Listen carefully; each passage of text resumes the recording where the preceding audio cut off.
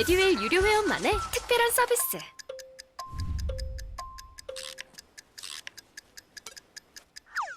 하치하차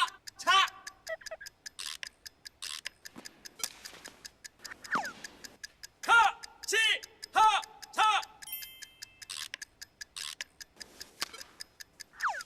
정답! 같이 하자 친구야 에듀윌 유료 회원!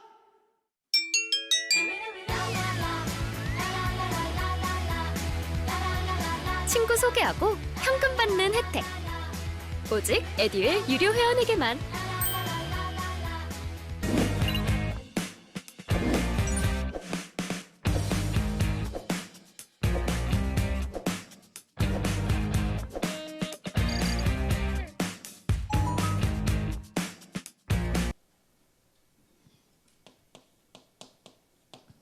자, 그럼 현상 광고는 어디가 중요한 포인트예요? 네, 완료함으로써 그게 포인트예요. 완료함으로써. 그렇게 하셨어요? 자, 그럼 7번 봐볼까요?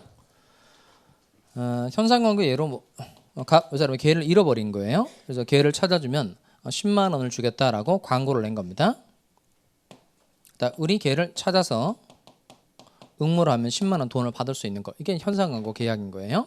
그러면 이때 광고를 낸 이 사람 광고자 이렇게 말하고 을은 응모자 이렇게 말합니다. 근데 이게 매매하고 현상 광고가 조금 다른 게 있어요. 아까 매매 계약의 경우에는 갑이라는 사람이 건물 소유권 이전해 주겠다 약정, 을이 대금 지급해 주겠다고 뭐만 하면 약정만 하면 그냥 서로 약속만 하면 계약이 성립해요. 이런 건 낙성 계약이라고 그래요. 무슨 계약? 낙성 계약. 근데 요 현상 광고의 경우에는 갑이 개를 찾아달라고 광고를 하고 을이 찾아줄게 라고 약속만 한 상태에서는 절대 현상 광고 계약이 성립할 수 있다 없다? 없고 반드시 광고에서 정한 행위를 완료해야 돼요. 이렇게 현실적인 행위까지 해야 성립하는 계약은 따로 요물 계약이라고 그래요. 그러니까 완료함으로써 밑에다가 요물이라고 써봐요. 그러니까 요물 계약의 요물이라는 건 요는 요한다는 거고 물은 물건의 인도를 말하는 겁니다. 그러니까 물건의 인도와 같은 현실적인 행위까지 해야 성립하는 계약을 무슨 계약이라고 한다? 요물계약. 용어 기억하는 겁니다. 의사표시의 합치만 가지고 성립하는 건 무슨 계약이라고 하고? 낙성계약. 그 다음 의사표시의 합치 이외에 물건의 인도와 같은 현실적인 행위까지 해야 성립하는 계약은 무슨 계약이라고 한다? 요물계약이라고 한다는 겁니다. 그 다음 위임 갑시다. 위임 읽어보실까요? 자, 위임은 뭐가 포인트냐면 위임은 사무의 처리 묻출합니다. 사무 처리해달라라고 부탁하는 계약이 위임 계약인 겁니다. 갑이라는 사람이 을에게 네가 내 대신 건물에 대한 매매 계약을 대신 체결해 줄래? 건물 팔아줄래? 라고 부탁하는 거 위임 계약이라고 그래요. 그럼 일을 시킨 사람 뭐라 그래요? 위임인. 일을 맡아서 처리하는 사람은 수임인 이렇게 표현하고 임치는 물건의 보관 밑줄 할까요? 물건의 보관. 그러니까 물건 보관해달라고 부탁하는 계약이 무슨 계약이다? 임치계약. 사우나에서 물건 맡기는 거 생각하시면 되겠어요? 물건 맡긴 사람 뭐라 그래요? 임치인. 물건을 맡아서 보관하는 그 사우나 주인은 수치인 이렇게 표현합니다. 그리고 조합 갑시다. 조합. 공동사업의 경영 밑줄할까요? 거기다가 동업이라고 써봐요. 동업. 그러니까 2인 이상인 상호 출제해서 공동사업의 경영을 목적으로 하는 약속. 이게 조합계약인데 조합계약의 가장 대표적인 예가 동업이라는 겁니다. 너 나랑 동업하자. 이게 무슨 계약이다? 조합계약. 그러니까 종신연기금은 말 그대로 뭐 읽을 건 없어요. 종신 죽을 때까지 금전기타 물건 주기로 약속하는 게 종신연기금인데 그 종신연기금이 발달해서 지금 현재 존재하는 제도가 그게 보험이에요. 보험. 그리고 화해계약 갑시다. 당사자가 상호 양보하여 찾았죠? 같이 읽어보겠습니다. 시작. 당사자가 상호 양보하여 분쟁을 종지할 것을 약정함으로써 성립하는 계약. 분쟁을 종지한다고 돼 있죠. 그게 분쟁을 뭐 한다는 뜻이고요. 끝낸다, 해결한다는 뜻이에요. 상호 양보해서 분쟁을 해결하기로 하는 약속. 이걸 뭐라고 한다? 화해계약. 그러니까 갑은 1,000만 원 받을 게 있다고 주장하고 있고 을은 800만 원밖에 줄 게 없다. 이렇게 서로 다른 주장을 하고 있는 거예요. 그러면 900만 원 빌린 것으로 하자. 이렇게 100만 원씩 양보해서 900만 원 빌린 것으로 하는 거. 이걸 대표적인 화해계약이라고 하는 겁니다. 상호 뭐해서 양보해서 분쟁을 뭐 하기로? 해결하기로 하는 약속을 무슨 계약이라고 한다? 화해계약. 자, 그럼 7번 볼까요? 자, 이렇게 전형계약의 종류 몇 가지 있다고요? 15가지. 자, 해봅시다. 손으로 꼽으면서 먼저 재산권 이전을 목적으로 하는 게 3개. 증여, 매매, 교환. 대차 3개. 소비대차, 사용대차, 임대차. 노무 제공 앞에 3개.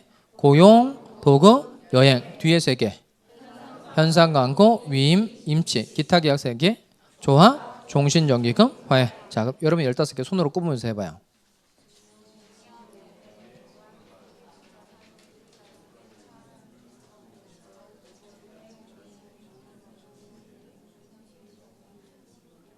자, 그럼 이게 여러분 손으로 딱딱딱 꼽을 때 이게 탁탁탁 입하고 맞아야 돼요.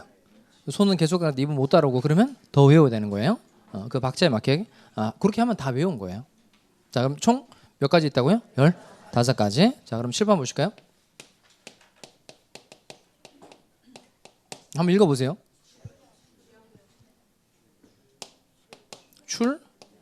출연이에요. 연. 원이 아니고 출연. 그러니까 재산을 내놓거나 노무를 제공하는 것도 출연입니다. 재산을 내놓거나 노무를 제공하는 게 출연인데 계약의 전 과정을 따져봤더니 갑도 출연하고 을도 출연했다. 그럼 무슨 계약이다?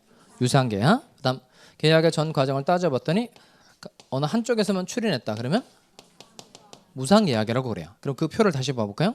거기에 유상으로 되어 있는 것도 있고 무상으로 되어 있는 것도 있고 유상 더하기 무상으로 되어 있는 것도 있어요. 그러면 15가지 전형계약 중에서 오로지 무상으로 밖에 되지 않는 계약은 몇 개예요? 무상인 계약이 2개죠. 2개 뭐죠? 증여하고 사용대차. 그리고 유상 더하기 무상, 즉 유상으로 할 수도 있고 무상으로 할 수도 있는 계약은 몇 개예요? 유상으로 할 수도 있고 무상으로 할 수도 있는 계약은 몇 개예요? 계약은 4개죠.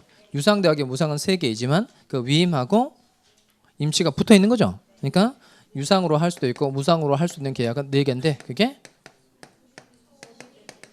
이렇게 4개입니다. 소비대차, 위임, 임치, 종신정기금.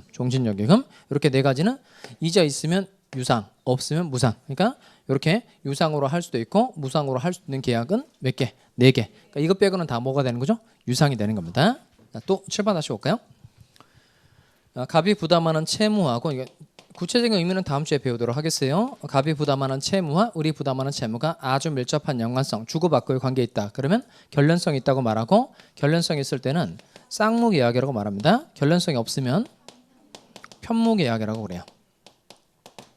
그리고 의사표시의 합치만으로 성립하는 건 무슨 계약? 낙성계약.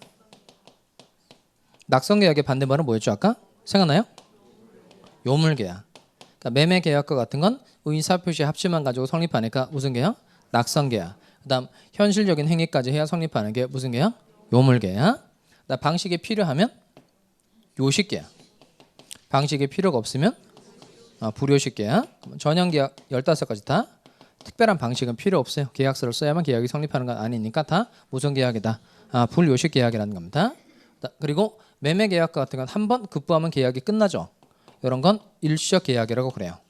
임대차 계약과 같은 건 존속기간이 있으니까 존속기간 동안 계속 사용수익하게 해줘야 되고 존속기간 동안 계속 차임 지급해줘야 되니까 이런 건 무슨 계약이라고 한다? 계속적 계약이라고 표현합니다. 자, 요에 관한 계약의 종류 내용을 좀 살펴보겠어요. 자, 뒤쪽으로 이제 오실까요? 자, 계약법으로 가서 계약의 종류인데요. 259 찾으셨어요? 자, 먼저 거기에 그 상단부에 봐봐요. 전형계약 찾았죠?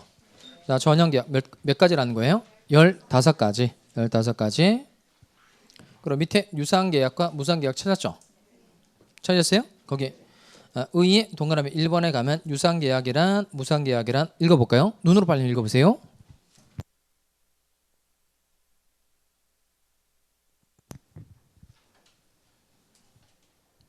자, 얘는 말할 정도면 돼요. 그러니까 서로 출연했다. 그럼 무슨 계약? 유상계약. 한쪽에서만 출연했다. 또는 출연했는데 대가성은 없다. 그럼 무상. 넘어가서 쌍무계약과 편무계약 찾았어요? 260페이지 동그라미 1번 눈으로 빨리 읽어볼까요?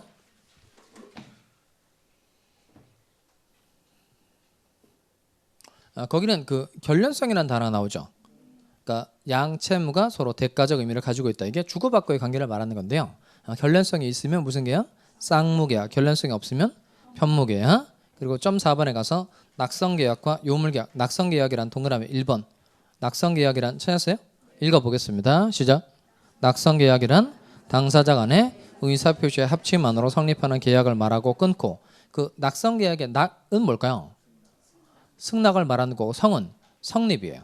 그러니까 청약에 대해서 승낙만으로 성립하는 계약이 낙성 계약인 겁니다. 그리고 요물 계약이란 찾았어요? 읽어보겠어요. 시작. 의사표시의 합치 외에 물건의 인도 또는 지정행위의 완료와 같은 현실적인 급부를 함으로써 성립하는 계약을 말한다. 그러니까 요물 계약의 요물이라는 건 물건의 인도까지 요하는 계약이라는 겁니다. 청약과 승낙 이외에 물건의 인도까지 요하는 계약, 즉 현실적인 행위까지 해야 성립하는 계약이 요물 계약인 겁니다. 그러면 대부분의 계약은 낙성 계약이다, 요물 계약이다. 대부분 다 낙성 계약이에요. 그러니까 요물 계약이 몇 개 되지 않으니까 요물 계약을 외우는 겁니다. 그게 현대계보입니다. 현대계보, 현상광고, 대물 변제, 계약금 계약, 보증금 계약 이렇게 반드시 외우시고요. 방식이 필요하면 무슨 계약이다? 요식. 방식이 필요가 없으면 불요식. 그다음 6번에 가서 일시적 계약, 계속적 계약 찾았어요? 그럼 그 6번에 가서 일시적 계약을 밑줄 하시고 일시적 계약. 그럼 7번 보실까요? 이렇게 매매 계약과 같은 건 건물 소유권이자라고 대금 지급하면 계약이 그냥 바로 끝나죠. 이렇게 한 번 급부하면 계약이 끝나는 게 무슨 계약이다? 일시적 계약. 그런데 요 매수인 쪽에서 대금을 지급하지 않은 겁니다. 그러면 매도인은 계약을 해제할 수 있다, 해지할 수 있다. 해제. 그래서 일시적 계약 밑에다가는 해제를 쓰세요. 해제. 일시적 계약 관계를 채무 불이행 등을 이유로 없앨 때 쓰는 단어가 뭐라고요? 해제. 그다음에 계속적 계약 밑에다가 임대차 계약을 체결했는데 뭐 임차인이 이익의 차임에게 달하도록 차임을 안 준 겁니다. 그러면 임대인은 임대차 계약을 뭐 할 수 있다?